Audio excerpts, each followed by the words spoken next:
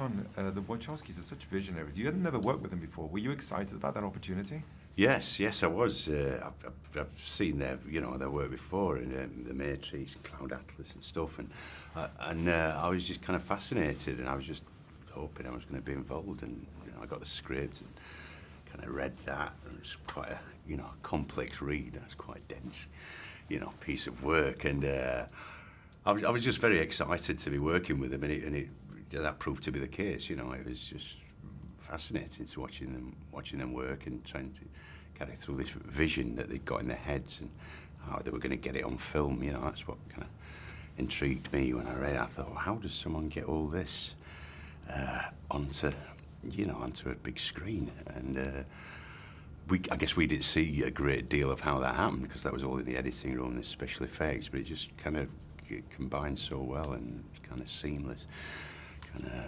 But I just think that, they're very exciting to work with. They're like pioneers, and they kind of got this vision and they go for it, and they're not kind of pandering to this studio or this audience or this and that. It's very much kind of a very artistic work for them. You play a Legion Commander Stinger. Who is he? He's a kind of veteran, I suppose, of this. He was in a company called Legion, and he was very good at his job, and became friends with Caine, Channing's character, and they became very good friends because they were very good soldiers, but then because of indiscretion by Caine, my character, who was like half man and half bee, he had his wings removed, and which was a kind of punishment for kind of putting his allegiance with Caine. So I was sent off. Stinger is sent off to a remote part of the country in an outpost, and he's just surrounded by bees. He lives with his daughter, and that kind of seems to be the end of his career and the end of his kind of life in a way. Apart from his daughter, he's not got much else. And then Caine just kind of knocks on the door out of the blue, and I'm not very happy about it. And we have a big brawl, a big fist fight, and we decide to be friends again. It's quite a good, classic kind of, a bit like The Quiet Man, the John Wayne and the big fight in that. But and then from then on, and obviously with Mila, with Jupiter, and Caine falls for Jupiter, and I kind of facilitate that, and I encourage him to be this woman is, what you need in your life, and we kind of go on from there. It's good. Yeah.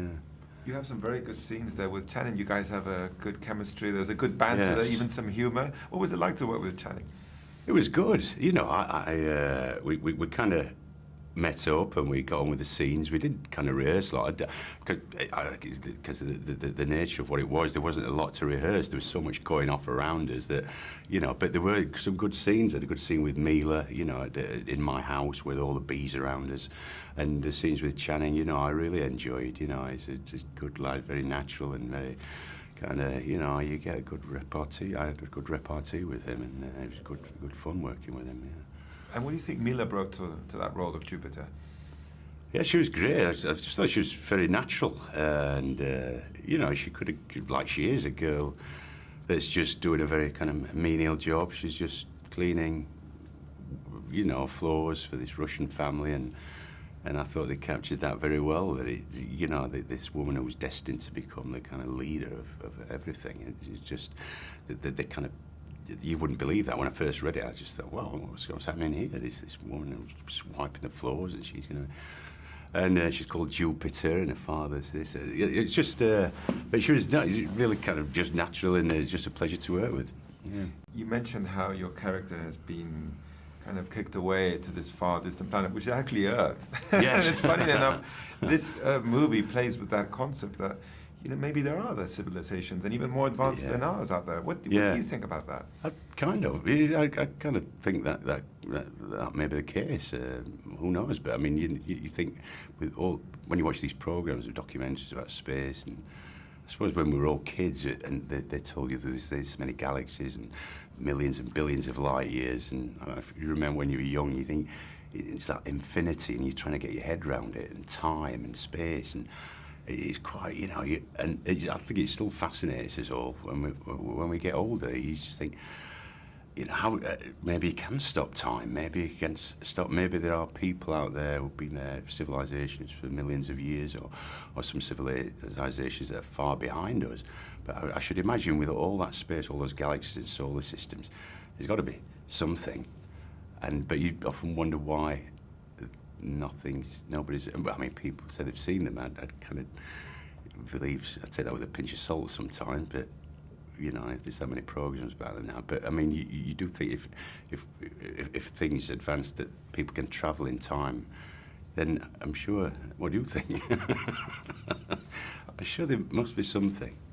I'm like you. I'm open-minded about that. Yeah. How was it like to shoot those? There's some great action pieces in this movie, and you're involved in them. Did you enjoy that part of the shoot? Yes, it was good. We had a good fight with a good fight with Channing at the beginning.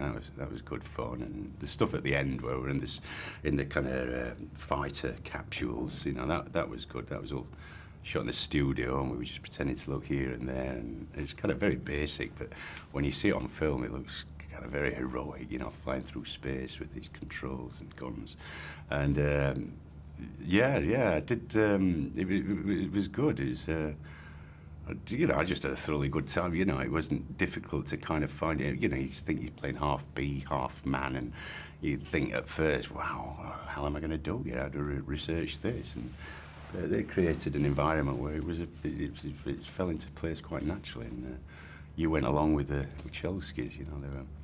Their passion and their vision was kind of infectious. It rubbed off on you, and you felt part of it. Is visually, I mean, it's impressive. Yeah. What is it like to act opposite things that are not there? But then at the end, it's all going to look great, but you're not really sure what you're doing. What is it like for an actor? It's I find it okay, really. We did it a lot in Lord of the Rings. I suppose that's the first time I did it. That on that scale. But I just think we're always imagining things. You start off when you want to be an actor. When I started, imagining I was talking to someone, the character to do my audition piece and stuff. So you're always pretending. So it's just taking it to a slightly different level, and that's your job, I suppose, to imagine things and to pretend things are there when they're not. And so, it's always nice to have the real thing, but it's not possible. And you put your trust in the directors, and it's usually okay. Also, in this case, it's interesting because this movie is a combination of genres, really. It's not just sci-fi. There's a lot of action, there's romance, there's a fantasy element too. It's very unique, don't you think so? Yes, it is.